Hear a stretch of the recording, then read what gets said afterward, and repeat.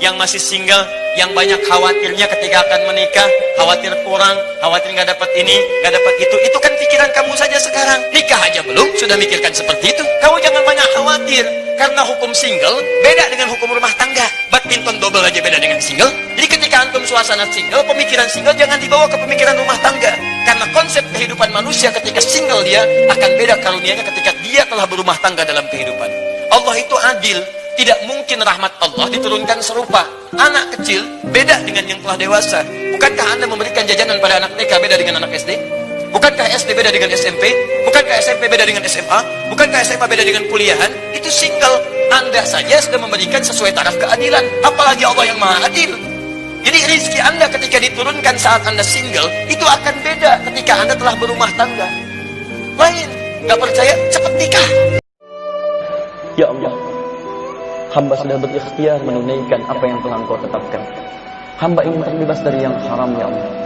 Hamba sudah menunaikan salat, hamba berusaha untuk zakat, tapi hamba pun ingin menyempurnakan agama hamba seperti Engkau perintahkan, Rasulmu tuntunkan, ya Allah. Mustahil Engkau perintahkan dengan pernikahan kalau Engkau tidak berikan jalannya. Ya Rabb, hamba ingin menjadikan halal dalam kehidupan hamba. Ikhtiar sudah hamba tanamkan, cinta sudah hamba lekatkan. Kalau dengan semua ikhtiar itu bisa mengantarkan hamba kepada jenjang pernikahan, maka mohon ya Rabb, berikan hamba kesempatan untuk bisa bersanding dengannya. Ridhomu hamba harapkan, ya Allah. Cintamu Engkau hadirkan, ya Rabb. Hamba mohon, kalau sudah dengan semua ini, sudah dengan kuasa yang telah Engkau janjikan, sudah dengan doa-doa yang telah Engkau janjikan untuk dikabulkan, belum mampu terkabul juga, mohon tunjukkan kepada hamba, ya Rabb. Dengan cara apa lagi hamba mesti memohon kepada-Mu? Kepada Allah, aku jamin, kata Allah, kalian akan bahagia hidupnya. Karena itu adinda, jika kelak telah selesai akad ini, maka jangan cukupkan saat persiapan kalian menjelang akad. Pasca itu, dekati Allah dengan sempurna. Bangun di malam hari, sholatlah, dekatkan diri dengan Al-Quran.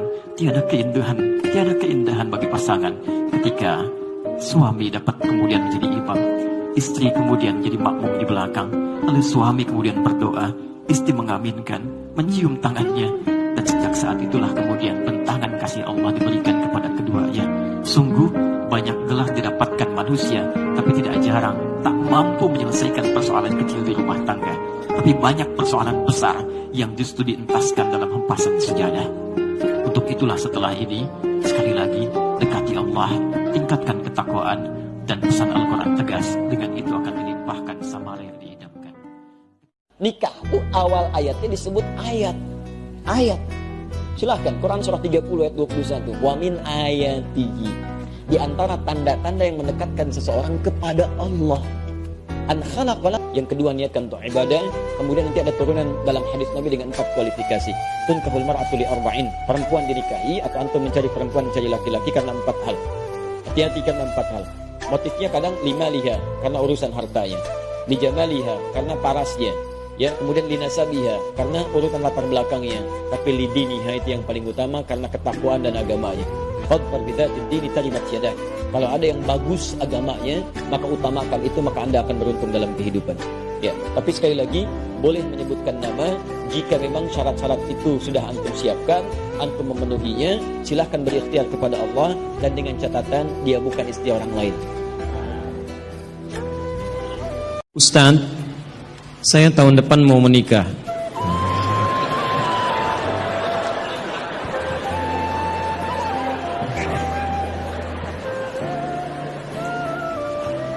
Selalu ada begini. Dengan seorang akhwat. Pasti seorang akhwat, gak mungkin ikhwan. Gak mungkin. Kalau seorang ikhwan ada yang salah dalam diri antum, ya. Baik, Quran surah ke-49 ayat 13. Ya ayyuhan nasu inna khalaqnakum min dzakarin wa untha. Hei manusia, kami ciptakan kalian pasangannya laki-laki dengan perempuan. Ya, laki-laki disebut dengan ikhwan, perempuan disebut dengan akhwat. Jadi kalau antum ikhwat, pasti pasangannya akhwat, ya. Allah menciptakan Adam dengan Hawa, bukan Adam dengan Adam, ya. Ini beda. Baik. Orang tua sudah setuju, alhamdulillah. Qadar Allah beberapa hari lalu ia memberi kabar bahwa ia sudah menerima lamaran ikhwan lain. Masya Allah. Baik, nasib. Padahal anak sudah sabar menunggu dia selama 4 tahun. Masya Allah. Luar biasa. Kita sudah capek-capek hampir 2 jam mendapatkan cahaya, antum jadi meredup lagi. Masya Allah. Saya sabar menunggu dia selama 4 tahun tanpa komunikasi. Ini masalahnya. Beri saya nasihat Ustaz agar saya bisa melupakan dia, agar ana bisa fokus kembali. Allahu Akbar. Agar saya bisa fokus kembali menghafal Al-Quran dan hadis. Ini ujiannya. Jadi pertanyaan saya, antum pengen menghafal Al-Quran dan hadis atau pengen menikah? Baik. Quran surah ke-57 Al-Hadid ayat ke-22. Quran surah ke-2 Al-Baqarah ayat 286. Quran surah ke-3 Ali Imran, alhamdulillah, ayat 142, posisi paling kiri sebelah atas. Taib. Saya mulai dari Quran surah Al-Hadid, surah 57 ayat 22. Ma asaba min musibatin. Tidak pernah ditetapkan satu kejadian. Awas hati-hati. Di bumi fil ardi wala fi anfusikum, atau menimpa dirimu. Illa fi kitabin min qabli an nabraha. Kecuali semua itu telah tertuliskan di dalam kitab sebelum semuanya nampak dalam kehidupan.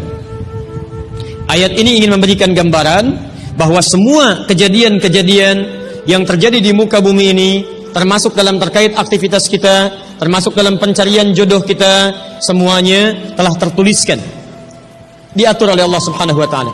Singkatnya, semua ada dalam aturan Allah.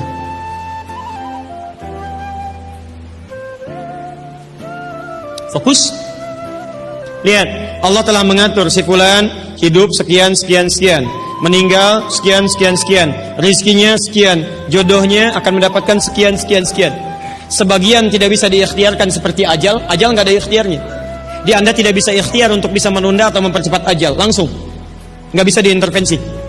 Sebagian ada yang harus diikhtiarkan, hukumnya sudah ada, cuman kita tidak tahu bagaimana dengan takdir yang telah Allah tetapkan. Maka untuk mendapatinya, maka ikhtiar kita untuk meraihnya. Maka ada sesuatu yang ditempuhnya dengan cara ikhtiar. Taib. Di antaranya ini jodoh. Masya Allah. Allah telah tetapkan jodoh kita, diatur oleh Allah. Ini yang terbaik untuk kehidupan kamu. Tapi Allah merahasiakan kepada kita siapa jodoh yang dimaksudkan. Maka kita berikhtiar, yang dengan ikhtiar itu ada pahala didapatkan. Saya ulang, ada pahala didapatkan, ada kenikmatan dalam mencarinya. Bayangkan kalau kemudian nikah aja tiba-tiba tanpa ada pencarian. Antum gak akan pernah merasakan bagaimana nikmatnya ta'aruf, bagaimana nikmatnya mengenal, bagaimana mencari, bagaimana pahala bersabar, bagaimana nikmatnya berdoa, bagaimana istikharah dalam menentukan jodoh kita. Itu semua menghasilkan pahala dalam kehidupan kita. Maka yang pertama, lihat ketentuan Allah yang pertama, apapun ikhtiar yang telah Anda tempuh, maka semua ikhtiar ini tetap tidak akan keluar dari aturan Allah Subhanahu wa taala.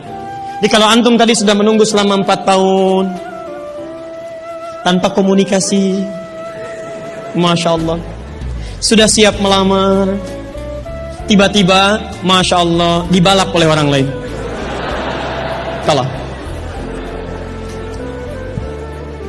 Fokus. Maka bagaimana cara memahaminya? Perhatikan, ikhtiar yang Allah tetapkan dalam aturan yang dibuat tadi, boleh jadi tidak harus selalu menyampaikan kita pada tujuan yang kita inginkan.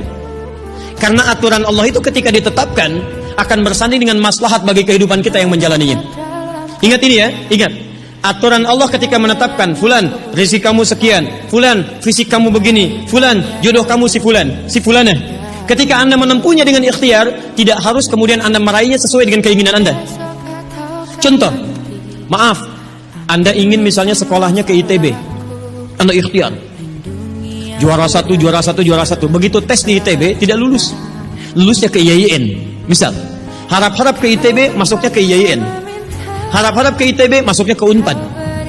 Ketika Allah kemudian menakdirkan Anda, misal keinginan Anda ke Unpad, keinginan Anda ke ITB, tapi kemudian tiba-tiba beloknya ke Unpad, bagaimana memahaminya? Perhatikan, kadang jalan kehidupan yang telah Allah tetapkan bukan harus menentukan hasil sesuai dengan yang Anda inginkan, tapi Allah menetapkan sesuai dengan apa yang Anda butuhkan.